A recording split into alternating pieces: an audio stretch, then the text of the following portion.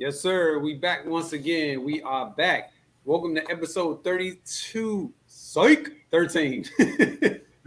We ain't reached 32 yet, but we're gonna get there. So Rome, do you happen to know who was the throwback player of the week? But don't say nothing yet. Do you happen to know who it is? I got a good idea. Okay, cool. Now, since you got a good idea, what we're gonna do is we're gonna find out who you think is the best small forward in the game right now. I'm gonna have to go on man KD, man. I think he's the best in the game. He's been the best small forward for a couple years to me. Actually, not even just the best small forward.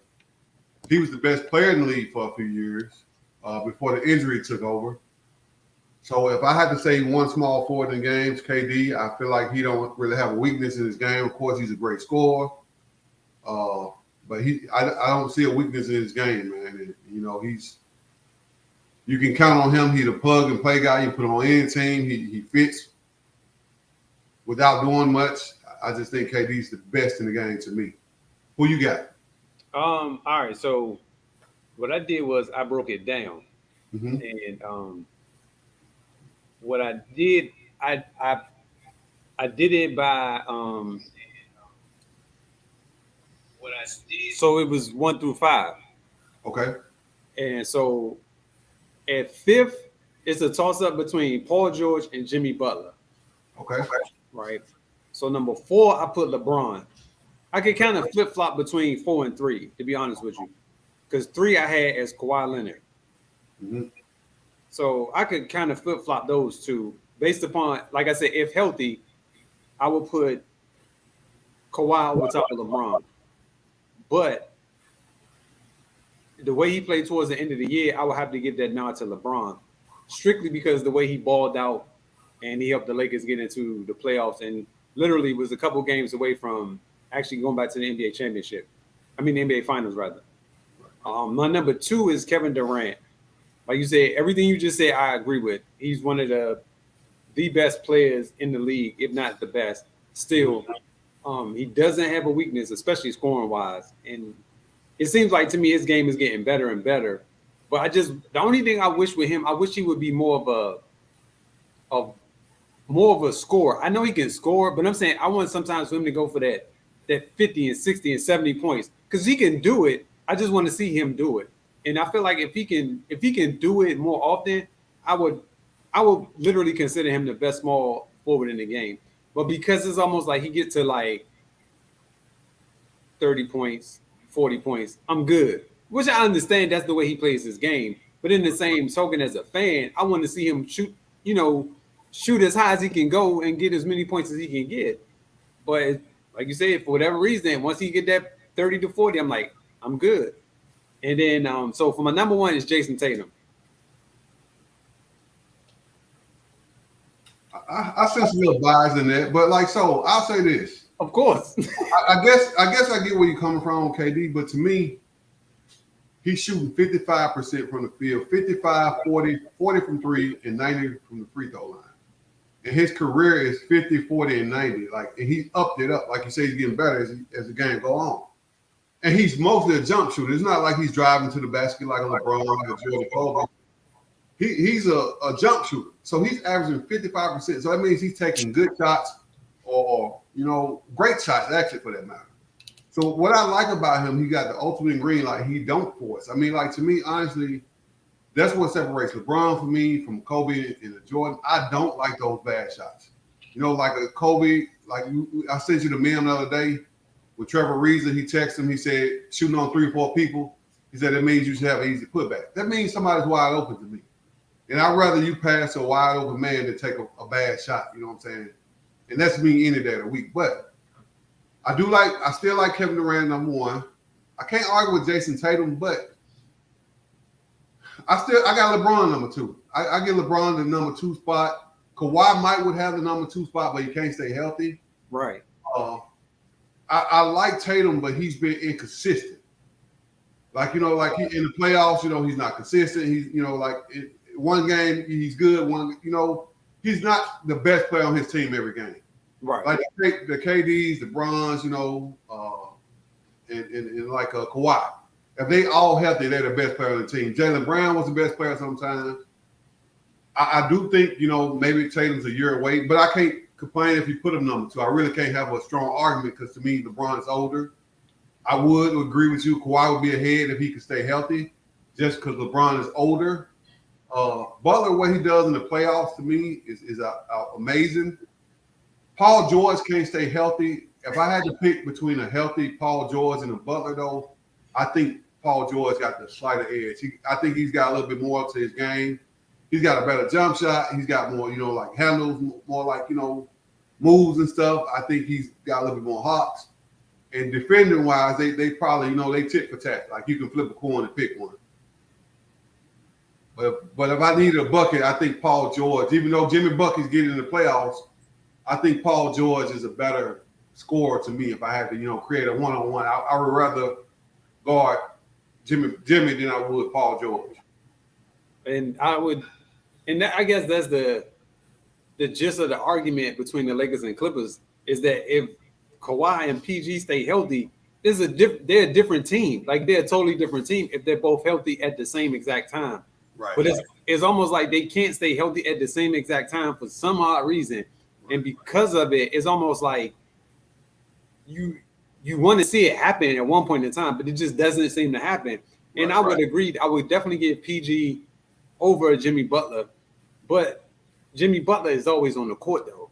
Paul George isn't. That's why I would tend to take Jimmy Butler over Paul George. Now, if Paul George was always on the court, I'm going Paul George, but he's not always on the court. Just like it's hard for me to take Kawhi over LeBron.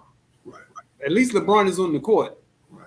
At some point, we all know that Kawhi is going to go down, and at that point, it kind of like it curtails the rest of the season for whatever team he plays for. It's like the season is over once he gets hurt.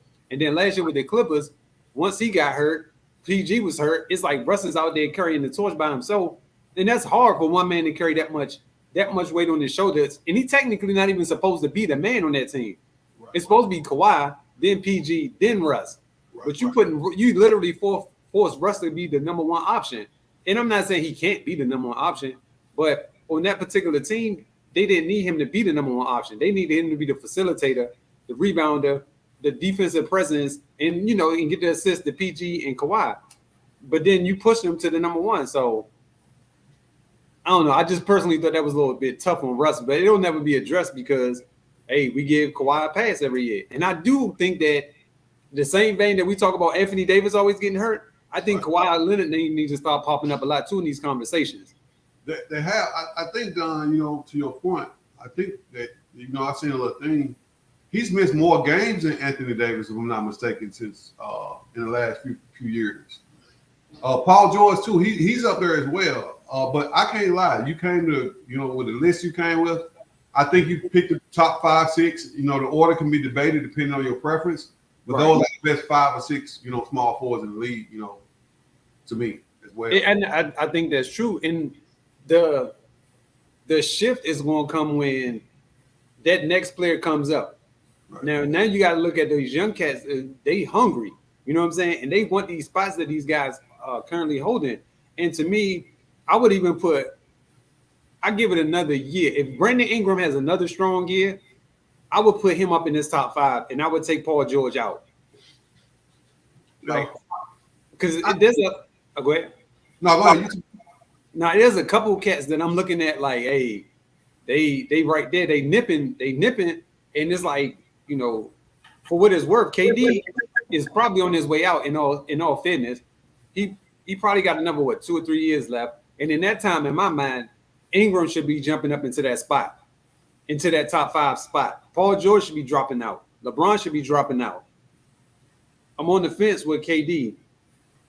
But Jason Tatum, he's going to probably be the best out of the best for the next couple of years. Let's say the next 5 years, he's going to probably be the best small forward. If everything is projecting the way that it's going right now, he should probably, if they win the championship this next year, he should probably be 1 or 2 small forwards in the NBA next year, in the next couple of years.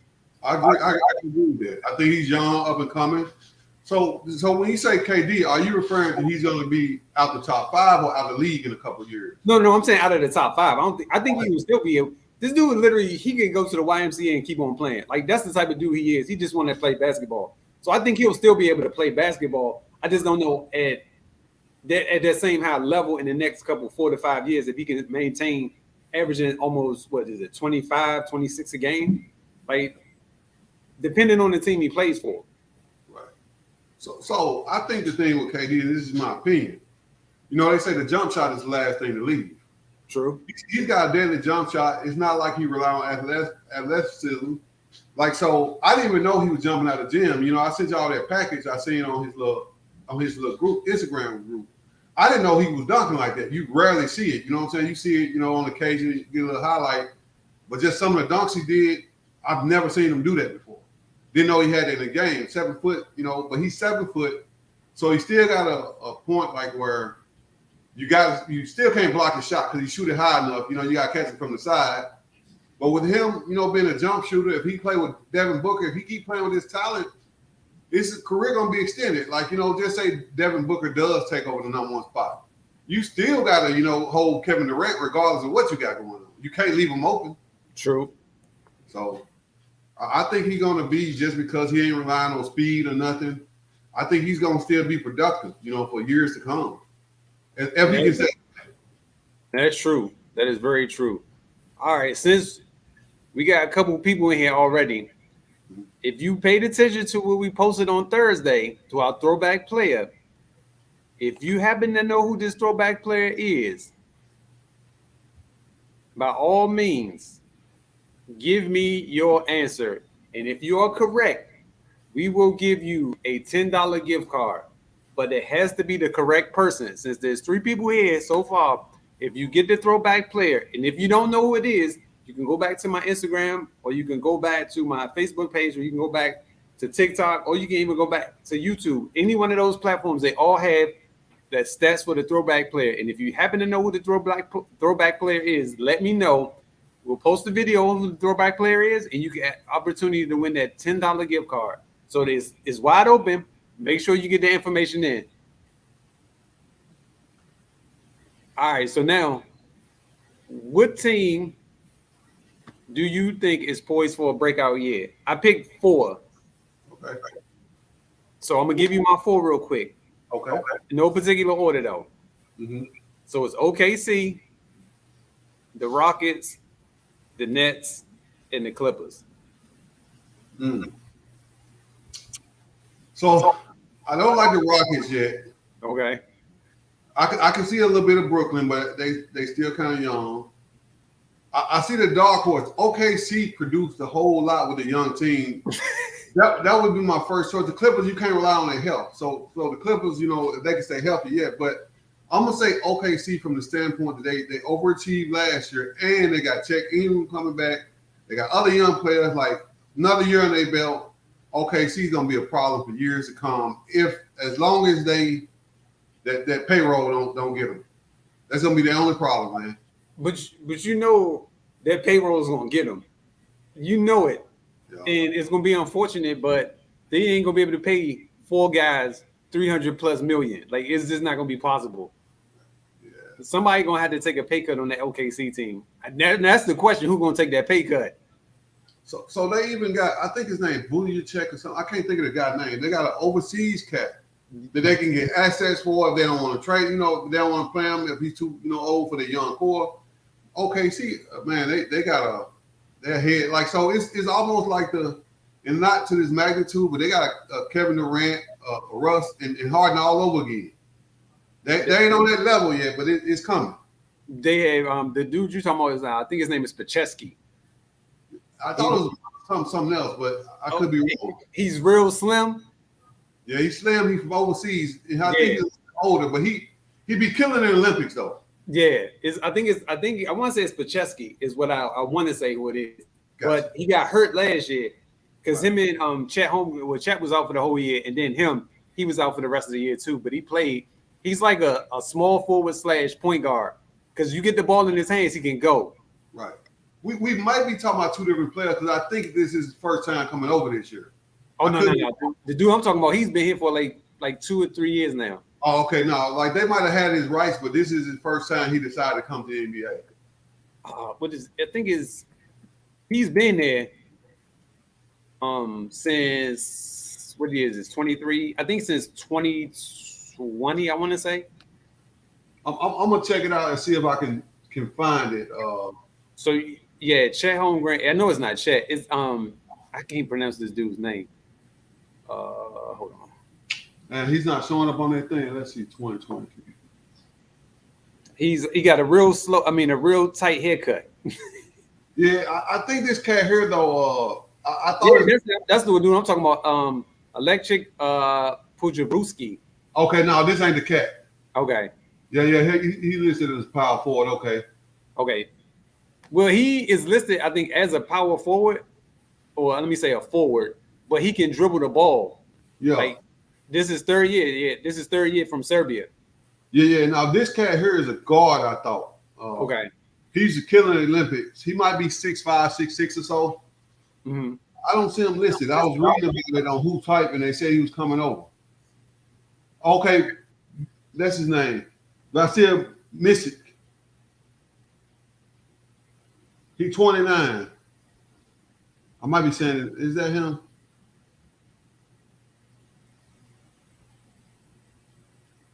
Pick 52. He drafted in 2014. And he just now coming over? Yeah.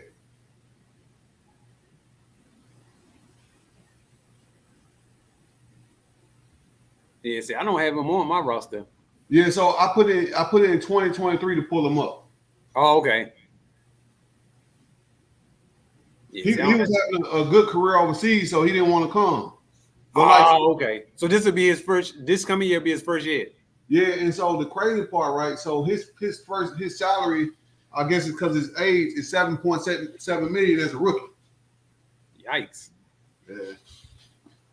Oh, I think I see you talking about Vasily Micic. Yeah. But they have him listed as a point guard, though. Yeah, that's what I'm saying. He's a point guard. Okay, got you. All right. Yeah. Okay. Yeah. So now, the reason why I say the Rockets is going to be an up and coming team, is because I think Fred VanVleet is going to help that team out. I'm so glad that they didn't sign James Harden. Right.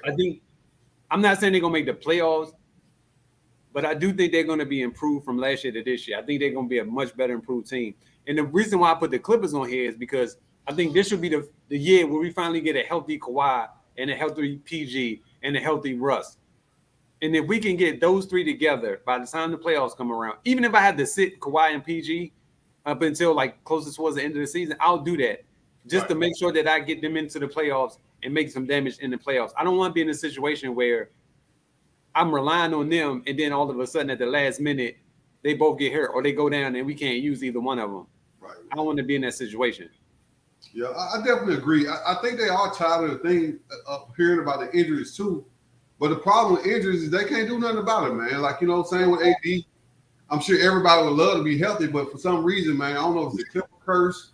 Even with New Orleans, man, like AD hurt, you know, Zion hurt all the time. I don't know if these folks cursed or what, man. Like, it's just crazy, like how the injuries keep happening. But I do agree, like, I mean, the Clippers, you know, they arguably might be the best team in the West if healthy. You know, like it's kind of hard to go against them because you got, man, you're not stopping, but you got Leonard and a George to defend Booker and Kawhi.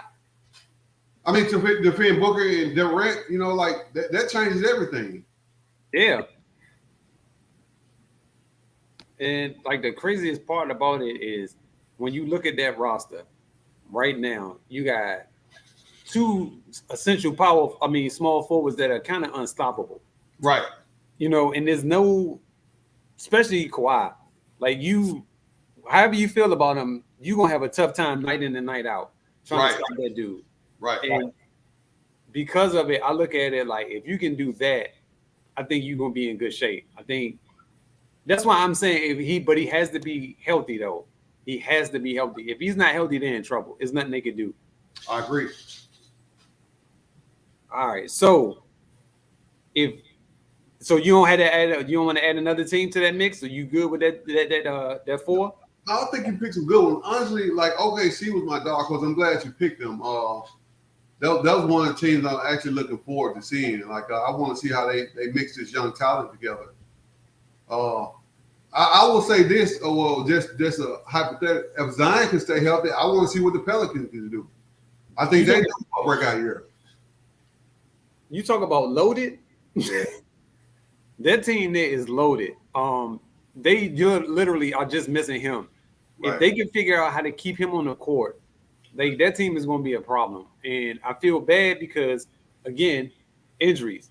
And with the injuries, they always in trouble because he can't stay on the court. Right. And it's like, as a fan, it's frustrating to watch. And I don't know if it's frustrating for him because, again, he already got it paid his money. So how much do you really think you? And you know what? Let me bring this up too. Gilbert Arenas brought up a stat, right? Mm-hmm. He said, "Would you rather have 300 million, or would you rather have 7 rings and 56 million?" And I thought about it. I was like, I would rather have the 7 rings, but then people's perception is not the same. Yeah. Well, I mean, like, honestly, like, you know, this ring argument is really for the GOATs.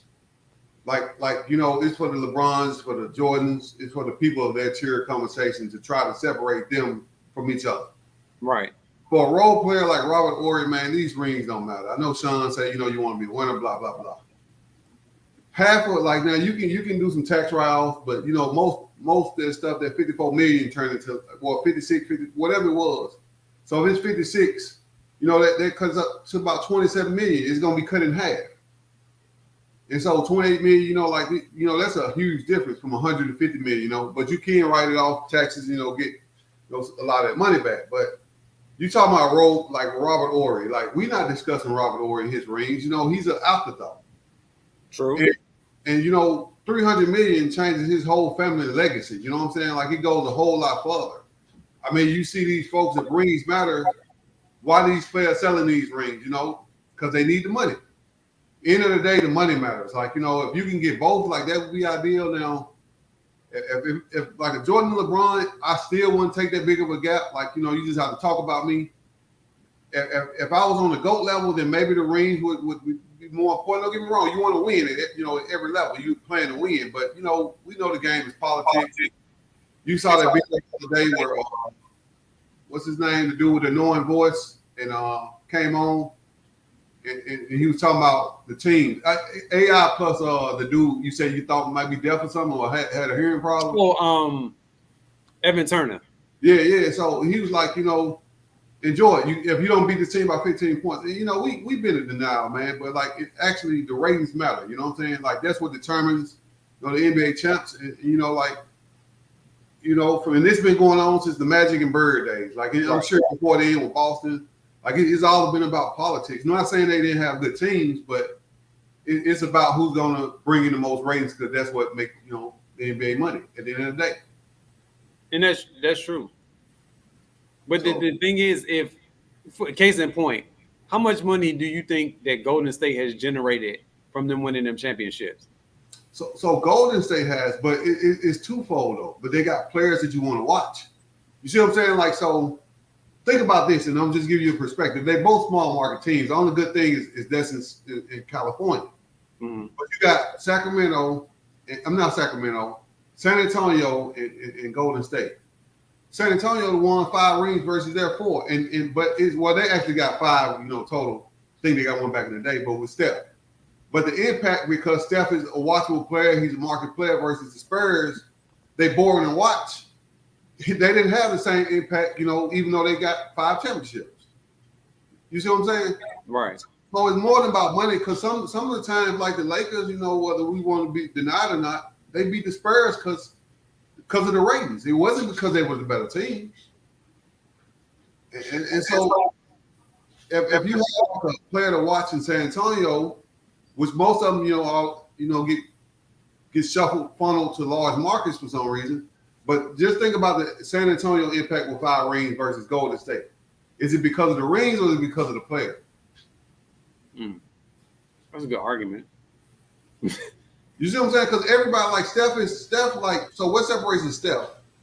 He's 6'2", 6'3". He's an everyday player.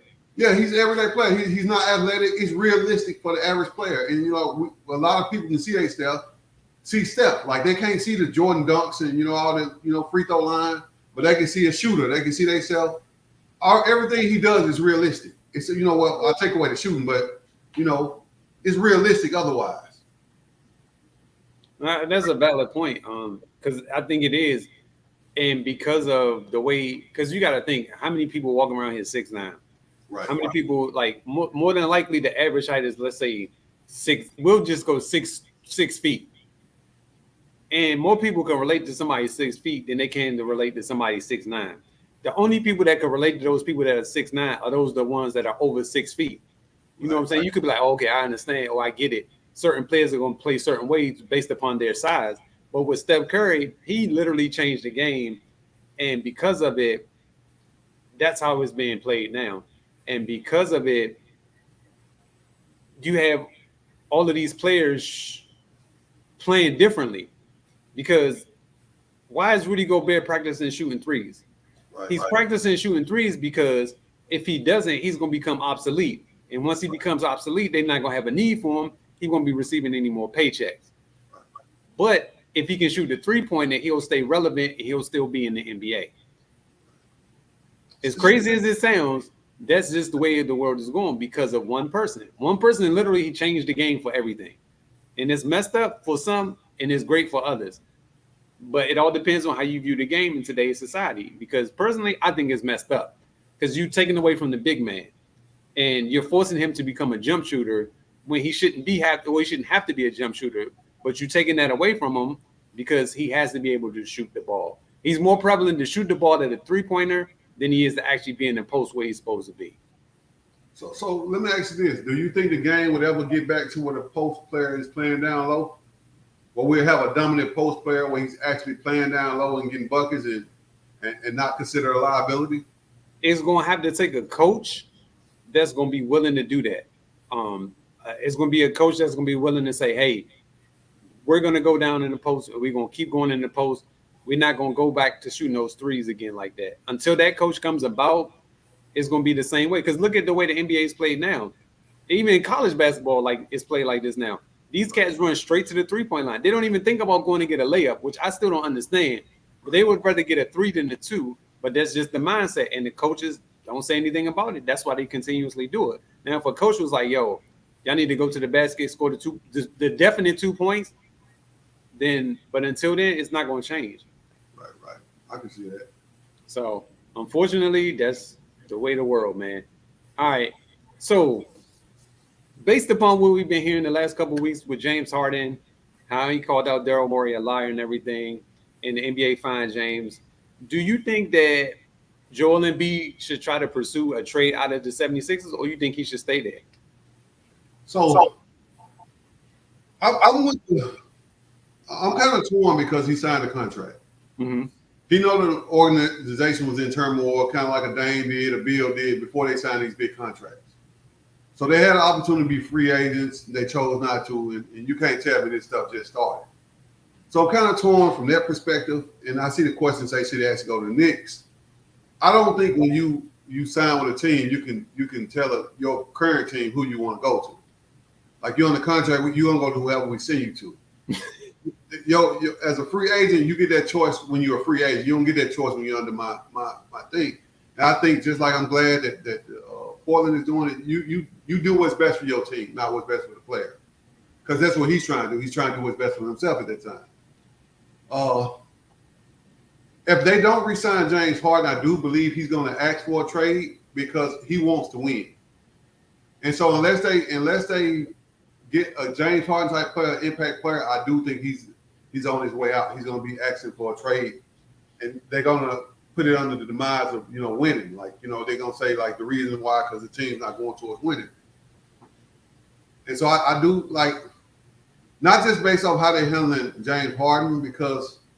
I mean, if we're being honest, James Harden not the player he once was, man.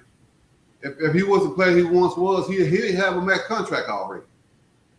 But I don't I don't think he's not the max player that he once was. What I think was he curtailed his style of play for Joel Embiid. I think that if you allow him to play, but then again, you want him to play like he played in Houston, you want him to play like he played in Brooklyn, you want him to play like he played in Philly. Like you have to make that determination what James Harden you want. If you want the James Harden that could take over games, then that's the one that was in Houston. You want to be the facilitator? That was the one that was in Brooklyn/Philly. What James Harden do you want? And to me, I look at it like based on my team needs is the one I want. So I'll come in and tell him, hey, I want you to be the facilitator, set these guys up. Because how good would Joel Embiid have been without James Harden? Right. So let me ask you this: you think James Harden is a max player? I would give him max money. I would have to. I would have to because who can do what he can do? So the issue I have with James Harden and why I wouldn't give him wrong. Who can do what he can do? I mean, like I get what you're saying from that. Like it's very few players, any that can. So I get where you come from that perspective. But for me, the reason I wouldn't give him a max deal is one, he don't play a lick of defense. He don't even try to play defense. But the last 3 years, he's asked for trades. Is it the organization every time, or is it him? So, and out of the 3 years he asked for trade, he wanted to go back to the organization that he first requested a trade from. I wouldn't want a player on my team that's going to quit on me every year. Actually, I don't think that he deserves max money. Like then he come in with a fat suit. It's too many distractions to me. Like I wouldn't give him max money based off that. Now, if you're just talking about the talent alone, yeah, he probably is worth it. But when I equate his age and how he's getting up there, I wouldn't want to be paying him $60 million in 4 or 5 years from now. But I don't think you would have to pay him. I would give him 3 years. So hold on. I was trying to see how old he was.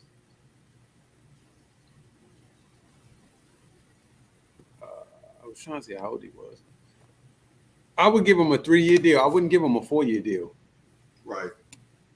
But see, he won't make money. I think he want a 4 or 5 year deal. So right now he's 34. Right. If we looking at it logically, 34 is not old in the NBA. If we see what LeBron is doing, who's almost 40, right? But he's an abnormality, though. I mean, but what I'm saying is, if I'm just going by, if you see LeBron, he's almost 40, right?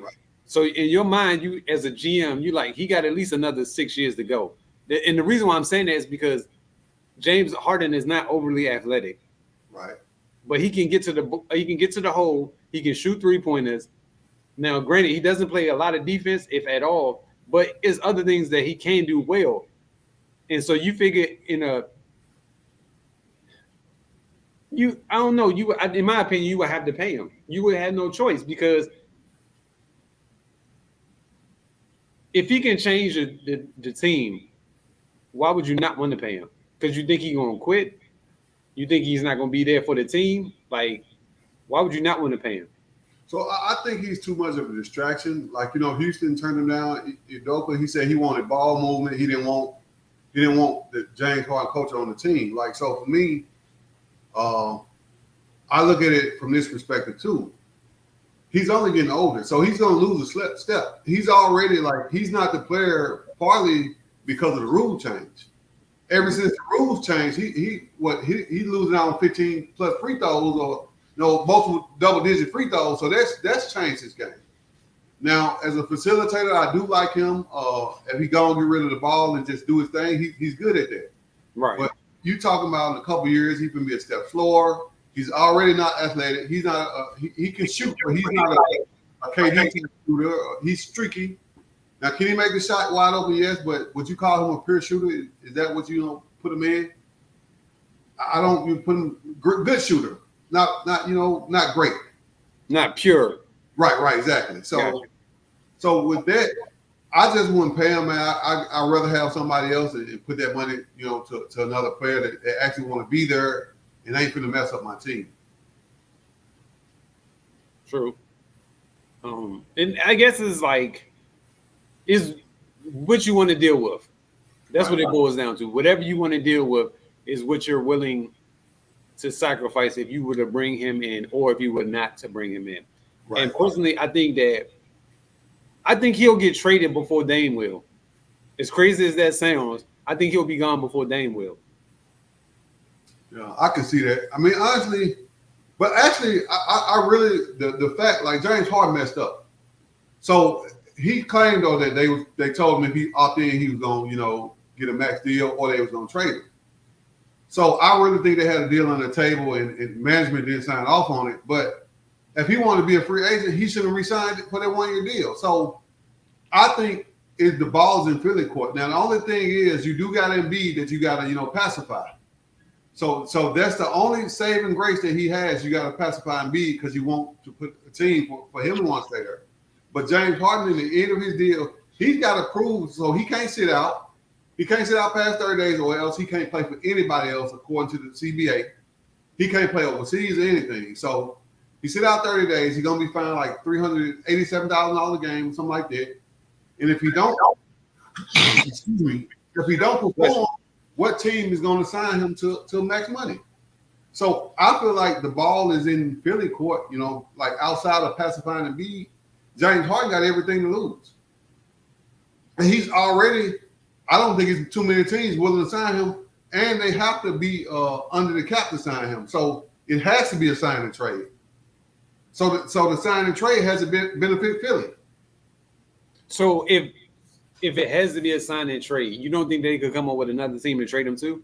So it'll have to be beneficial for all sides. So this is the thing. So just say he make it to a free agent this year.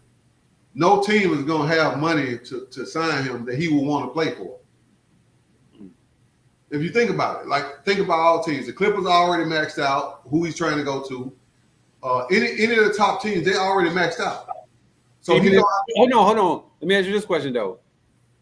But if he's willing to take less money, could they still do a sign and trade?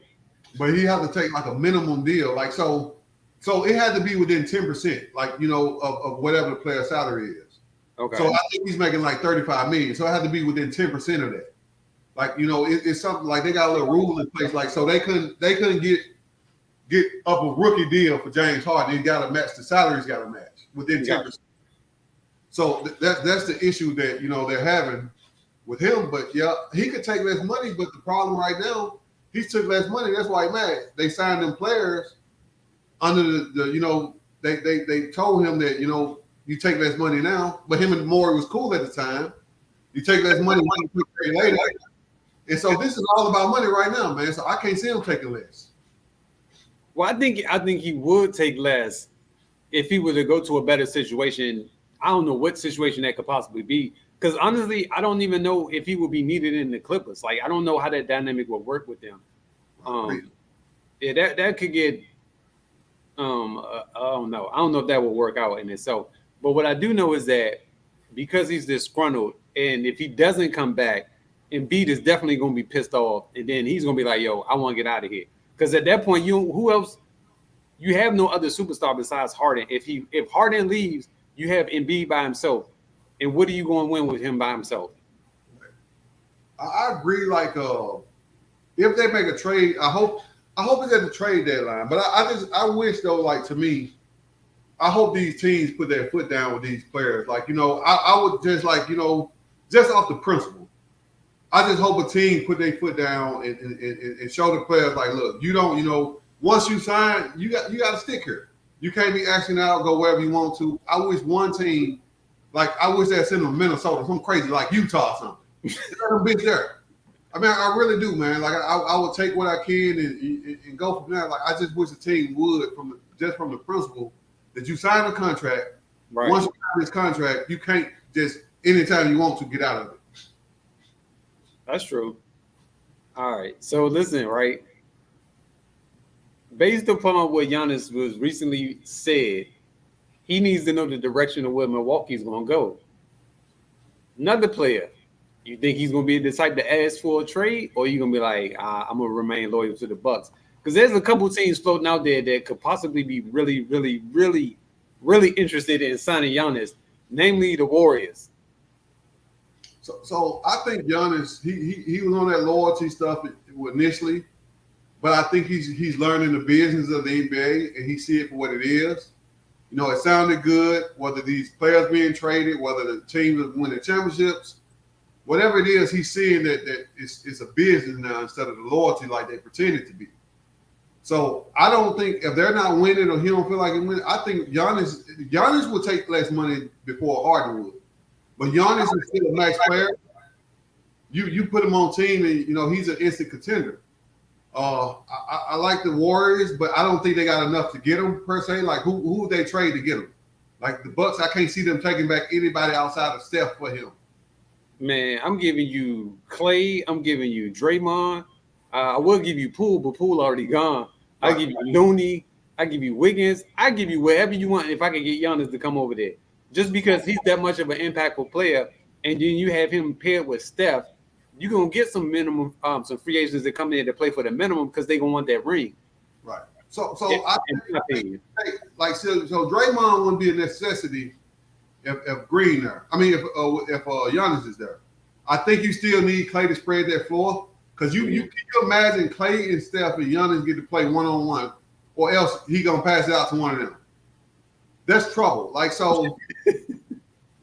But I think with Poole, you know, with him, you know, he was a young talent. They missed the mark. Poole, Kuminga, they would have got rid of the young pieces. They possibly could have been enough, but I can't see Milwaukee taking on Draymond or washed up Clay. Well, Clay, depending on what he do this year, I still can't see him taking him on their contract for Giannis. I'd rather stay pat and, you know, let him leave than trade him for that, you know, personally. Okay, look at it like this, though. So you got Brook Lopez, old. You got Bobby Portis, kind of old. You got Chris Middleton, kind of old. You got Drew Holiday, kind of old. You know what I'm saying? That's legit 4 players you got right there that's kind of old. And you're going to need to start rebuilding at some point. So if you could get a Marcus Moody, you could get a Kuminga, and it's another young player they got. If I could get 3 of those young players back, I would definitely do it because at this point, not saying anything, Giannis is going to be great for a while. But the rest of the team ain't going to be great for a while. The rest of the team is getting older. So if I had the opportunity to swap it out now, I would do it now as opposed to waiting too late. Because when you think about it logically, who else is about to be around Giannis? So this would be my perspective. And I'm talking about from if this is my team, right? I can get a whole lot more for Giannis than what Golden State has to offer. If Giannis is on the trading block, I can damn near get rid of, like, you know, if I wanted Durant, you don't think Phoenix would trade me Durant? And you know, of course he's old or whatever, but you don't think they'd give me a Durant or you know, a Durant? I can get pretty much any star I want for Giannis if I wanted to. You know what I'm saying? So no, I agree with you on that. But what I'm saying is, at some point, you're gonna have to start rebuilding. That's what I'm getting at, because you can, all you're doing is surrounding these players, older players, with older players. You know what I'm saying? Like Durant is old. Like you surrounded him with more older players. I don't think Giannis is even 30 yet. Right. You know what I'm saying? So it's like, why would I keep? Now this year might be the exception to the rule because they probably want to keep the chemistry together and see how far they can get. But I think after this year, the whole team is a year older. So I would try to start moving some pieces around because I need, at some point, I got to get younger. And the only real valuable player that I have is who? Giannis. But see, he make too much money. Like, so I don't even know if the young players you mentioned, the salary would match either. So they have to throw in a veteran as well. But I personally, and this is just me, I wouldn't give up Giannis. But the reason to Giannis, though, to his defense, I think the Bucks, the world championship, if they win the championship this year, if they healthy. So it's not like they not in contention. I think he's putting the pressure on ownership to make sure they continue to spend to make them, you know, championship contenders. Right, and that's why I say after this year here, this whole thing is going to go whether they win the championship or not. I think this will be the end because everybody be 1 year older, and so you have an older Drew Holiday, you have an older Brook Lopez, you have an older Bobby Portis, you got an older Chris Middleton. That's your core right there. That's a year older. So at some point, you're going to have to start over or hopefully transition to a younger core. Because if not, you're gonna be in trouble. Because when you look around, Giannis not gonna be able to have those same teammates no more. So I would transition to a younger bench maybe, but not necessarily a core, because you need sparks coming off the bench. Like, I guess this is the thing. I know Paul George said something about Dame. You know, based off what he just said, actually, you know, like if they don't contend, this take away from everything. You remember how when he came into my loyal he was, Dame said players running from the grind. So Dame, you running from the grind now. You know, like you're not loyal anymore. Like you said, you want teaming up with stars, you want doing this. So if you asking for a trade and you want to go to tender, what are you doing? Like everything you said prior to this, you know, was pointless. So Dame running from the grind, like all this stuff, it sounded good, but in reality, I think the business kicks in, and I think they're gonna wish they had done this sooner, you know, later on in their career. That's why I'm saying if I'm the Bucks, I would probably try to push him out the door now, as opposed to trying. Because think about all the money that you're gonna free up as well, so you can bring in other free agents that'll be younger, in addition to being able to surround whoever that free agent you bring in with additional talent, as opposed to you holding on to Giannis, and then essentially the rest of the team is gonna be gone. So the problem with that is, they're in Milwaukee. They're not in LA. They're not a major market. So players ain't coming to Milwaukee unless they overpay them. But okay. So if that's the only way that you could get them to come to Milwaukee, then that's what I'm going to do. Because what's the other alternative? Like you just said, ain't nobody coming to Milwaukee. I'm gonna have to overpay him to come there. So I ain't gonna lie. I wouldn't. Giannis is too young. Like if he don't sign an extension, then you know he forced my hand to trade him at that point. But I wouldn't give him up, you know, because you talking about a generational talent in a city that won't see this otherwise. You know, Milwaukee like Memphis, man. We're a small market. If Ja Morant wasn't there, we wouldn't get him via free agent. Like now, maybe somebody come play with him now, but they wouldn't be the spark to come. I'm gonna turn the Grizzlies franchise over. And Milwaukee and all small teams have the same problem, man. But I'm not giving them up unless it's the last resort, personally. I do get what you're saying going young, but at this point, it's just, you know, trade pieces to do what? Like, okay, so look at the East, right? If you look at the East right now, let me go check it out real quick. If you go and look at the East right now, and you see the teams that are there. Before you pull it up, Boston is the only competition to me. Philly's not a competition. Boston out the East is the only real competition that Milwaukee gonna have. Okay, so you're gonna have Cleveland, young. Yeah. The Knicks, kind of sorta. Brooklyn, kind of young. Yeah. The Hawks, well, we can't really put them in there, but whatever. The Heat, the Bulls. We don't know what they're doing with the Bulls and the Raptors. Now the Pacers are a young team as well, and the Orlando Magic. I don't know if you've been paying attention to Paolo Banchero, but he's out there hooping. Yeah. Detroit is another young team. Like there's gonna be like 5 or 6 young teams in the next coming years. Well, that's going to be pushing the Bucks. So to me, the only real threat to the Bucks in the next couple of years, and let's change. Like so, if Dame if they able to get rid of, and I'm glad Portland not taking that foolish deal. if they can get Dame, then that would change things in the East. But if they can't, get Dame, the only real threat is Boston, man. And Boston got a young core that we don't realize because they'd have had so much success young that we don't realize that these cats still young. True, but that's what I'm saying. So if they can if Monty Williams can figure out Detroit, if the Pacers can get it together, and Toronto can figure out whatever they're trying to do, like there's a couple young teams that's out there. Now, granted, they might not push them this year, but they're going to be pushing the Bucks in the next couple years. Right. And so as the years go past, they're going to get more and more aggressive, and they're going to become a lot better, in my opinion. Those quote unquote bottom tier teams, because they're going to have experience and they're going to have quality players, and the Bucks are going to be the Bucks. So I think they're at least 3 years away.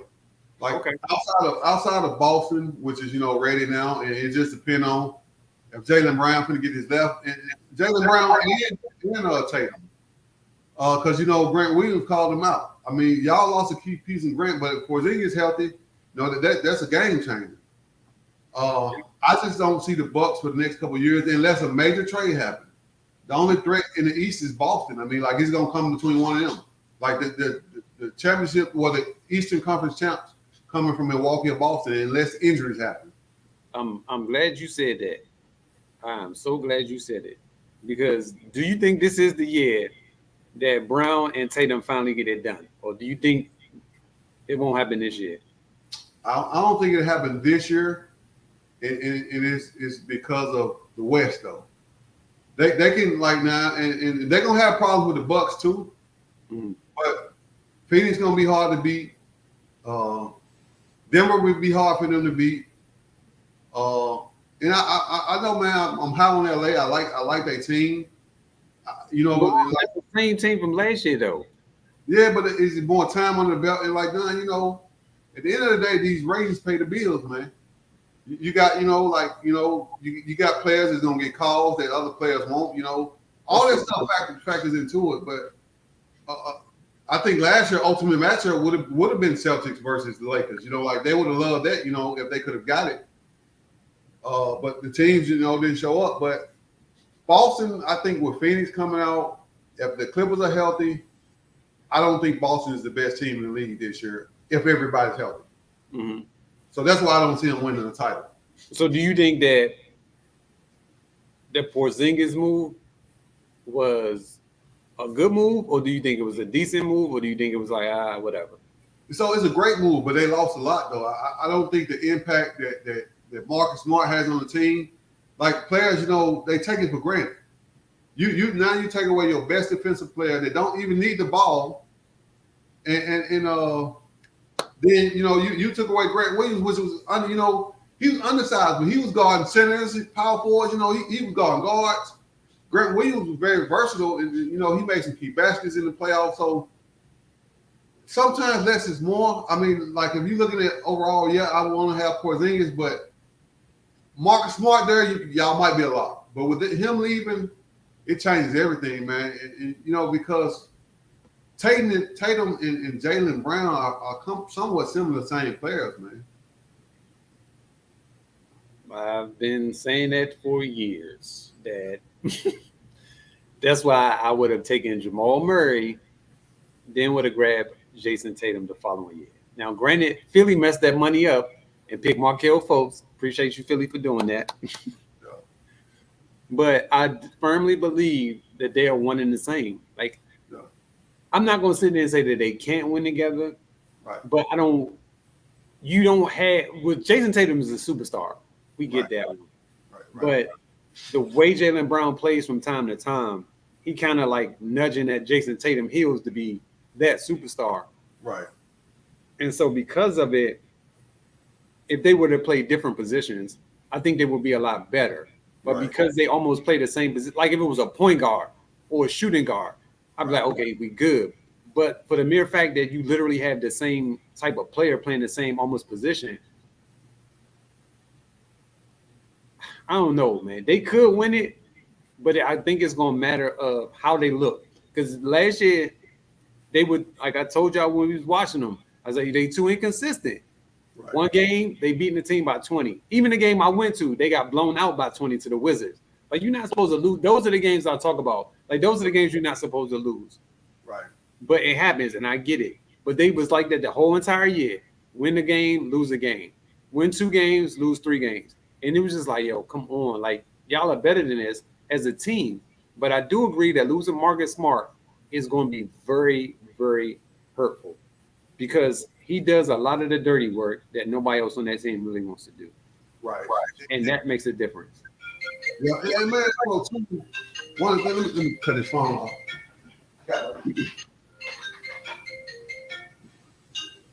But yeah, so one of the things to me is what I see with them as well.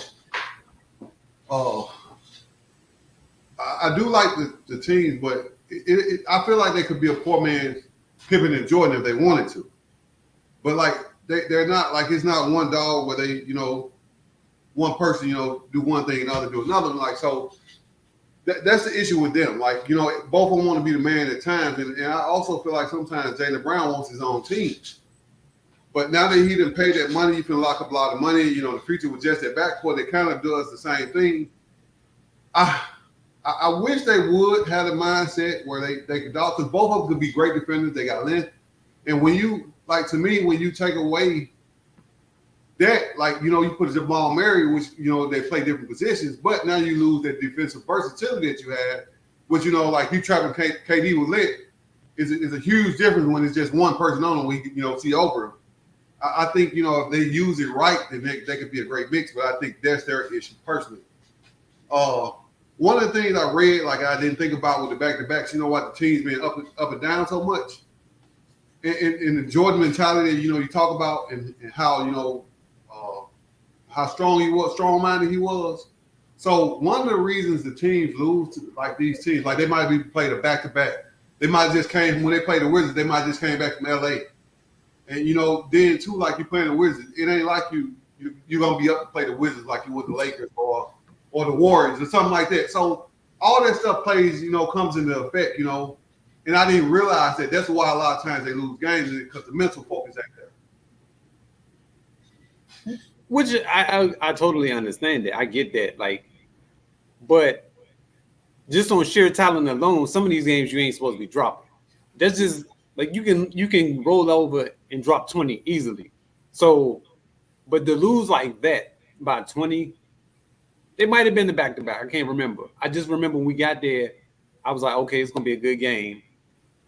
And they got blown out. And I was just like, we wound up leaving at the end of the third quarter because they was down by 20 already. And I was just like, what kind of performance is this that y'all putting out here for, like, people like myself who come once a year because that's the only time we can see y'all, and this is the type of performance y'all put on. Not saying that, you know, they could have had a bad night, whatever the case may be. But as fans, we want to see your best effort every single night. And granted, we know it's not going to happen, but that's what we want to see. We don't want to be shortchanged in a sense from watching you guys play. So when you go at home, you got the crowd behind you, everybody hype. You can will yourself to a win because of the crowd. But the crowd when we were there was just as loud, if not louder, but you didn't give us anything in return. That's all I'm saying. I just want it to be reciprocal as a fan, that you give us the effort that we giving you guys that's on the court. That's all. Right. And so, Don, y'all only play them twice a year. Y'all don't play them. Being in the East, y'all don't play them 4 times a year. No, we do play them 4 times, but okay. It's 2 in Boston, and I think with last year, I think they only played once in LA. I mean, in DC. Oh, okay. Normally it's 4 times. They played 2 in Boston and 2 down in DC. Right, but I think for some reason last year, I think they only played because we only went to 1 game last year. Normally I try to go to 2, but we only went to 1 for some reason. So I can't remember what happened, but we only went to 1 last year. And so this was my final one. You think the Hornets did right by signing PJ Washington to a 3-year, $48 million deal? Yeah, Hornets, they're one of them teams that they got to get what they can take. If you got a player willing to sign there, you know, they're a small market, they got to get what they can take. And so I do think it was, you know, a right move, but like, and not just you look at it, who else out there that you know can sign with the impact? True. So all that stuff plays a part. So yeah, just for the simple fact that, you know, it's a small market, he wants to be there. You know, I think you got to sign a player, and he's a pretty decent player too. He's pretty good. Mm-hmm. Maybe just Christian Woods, you know, but like, you know, you got to be able to justify the signings to me, and I'm not sure you can, you know, justify somebody else's left. I mean, I'm not mad at the move, and I do agree with you. I think that, like you just said, that they got to get whatever they can get because they are in a smaller market. But I remember when we were growing up, though, like, I don't know if you wanted to, but I always wanted to go to a Charlotte game growing up because their crowd was always hyped up when LJ was there, Lonzo was there, Muggsy was there, Dale Curry was there. Like, that crowd was always hyped. And then when they got into the playoffs, it was like a whole different atmosphere for that team. And this is like, I don't understand how you can't get back to that type of arena. And I think they can. It's just a matter, like you said, they got to start winning. Once they start winning changes everything. Once they start winning and they start becoming an actual contender in the East, I think they'll get back to that time. of back in the early 90s and stuff. But until then, people are like, why am I going to waste my money seeing these guys play? And I'm not seeing anything from it. Like LaMelo Ball was probably the best thing that happened to them since Larry Johnson and Lonzo Mourning. Right. And that was a long time ago. Yeah. But after that, what has been done since? That's true. Like, so the thing is, in the small markets, like Oklahoma, different. You know, I was there. They support win or lose, but very few times, man, you get a team, if you don't put a good product out, they're not supported. I mean, like, you know, they don't have the money of an LA, no matter who's on the floor. When you got these you know, actors, famous actors, gonna pay money to see them play. They got, you know, disposable income to come see them play. In the small markets, you know, they working harder, factory jobs, stuff like that. So they got to use the money. Now, I'm not saying they ain't rich people in their towns, but it's not enough to go around to, you know, fill the seats. But back then, like, Lonzo was a top player. He was a top 3 center. I know Shaq, top 5 center for sure. Larry Johnson, same thing. Injuries don't happen and things like that. You know, Charlotte, you know, they might go somewhere now. They weren't going to beat the Bulls, but they would have gave them problems. Right. But like, so the team does make a difference because, you know, like Ja is exciting. You know, he's somebody you want to watch, you know, just from small town. That's what, you know, you kind of need somebody to watch. Baron Davis was there at one point, if I'm not mistaken. He was. But like, I remember reading back in the day that Bob, the owner who used to run BET, Bob Johnson, is it? Mm-hmm. They had issues like with Charlotte, man, and he really hurt the fan base. He divided the community. I don't know if it's because they wouldn't pay for arena. Jordan was trying to get it back there. I think if you put the right amount of the right team around, they'll rally around them. And the PJ Washington signed it done too. It's stuff that we don't think about. PJ Washington might be a good locker room guy. He might be a good veteran, you know, that's good with young players. You know, he might not be causing trouble. So little things like that is other reasons why players, you know, are signed that we don't understand, like why, you know, you sign this guy this money, but not knowing what he does for the culture, for the team.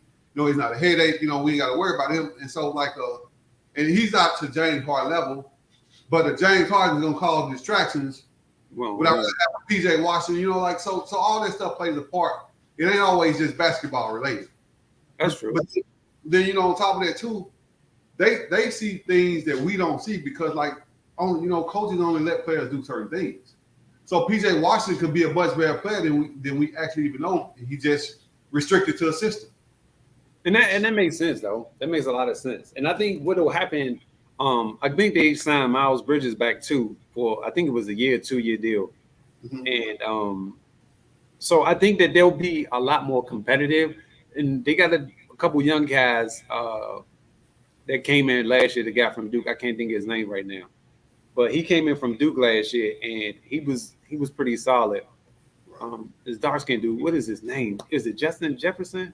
That's not right. But anyway, he was a pretty solid player for them last year, and I think that you make a very valid point that PJ Washington could be a good locker room guy, and because of it, that's probably why they were willing to give him that money. And it makes sense because you want those type of guys around. Like you said, they groom the younger guys and make sure that the younger guys know how to do things and know how to go about doing their business the correct way. So it makes sense. Well, that's it, my guy. There's another hour in the books. Yeah. It's been a pleasure, man. I can't believe we had no arguing going on, man. It was really nothing to argue about today, my guy. That's true. I mean, but then too, though, we actually don't listen. You know, I can troll trying to get him to say some crazy stuff, but you really don't take my trolls. You know I'm trolling most of the time. Yeah, man. I just won't go for it. I try not to, man. I try to be like, okay, I see where this is going. Let me go ahead and excuse myself with the conversation, and then your guy be like pissed off about it. Yeah. All right, man. Well, you gonna go enjoy the rest of your Sunday, my guy. Be here next week. I will talk to you about what we're gonna do though, starting for football season. Okay. All right. All right, man. Have a good one. All right, you too, bro. All right.